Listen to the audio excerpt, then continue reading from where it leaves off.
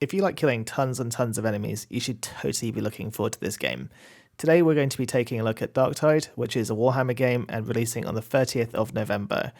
As someone completely new to the franchise, I really enjoyed my time playing the closed beta over the course of this weekend. The graphics are great and remind me of Outriders to an extent, especially certain hairstyles. Before we go further, if you like the video, smashing the thumbs up and subscribing massively helps the channel, and I really appreciate it. Thanks in advance.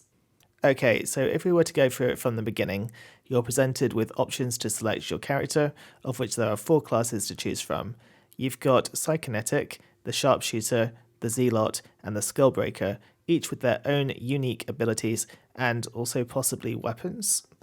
When I played, each class had their own specific weapon type, and it wouldn't surprise me if it remained that way throughout. Firstly, you are put into what effectively is a training arena, and you're learning what you need to know to survive.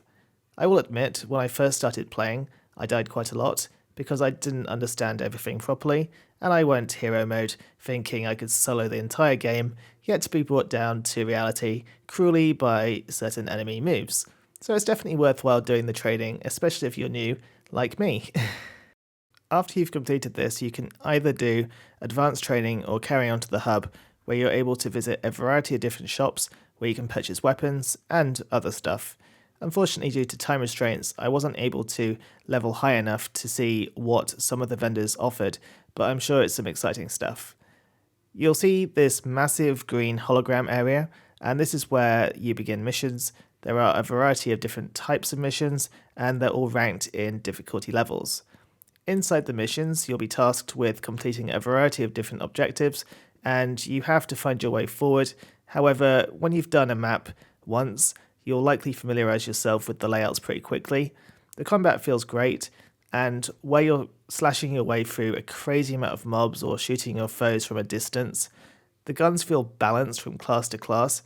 SMGs delivering less of a punch than a pistol, for instance, and a shotgun doing vastly more damage up close, however being limited by range.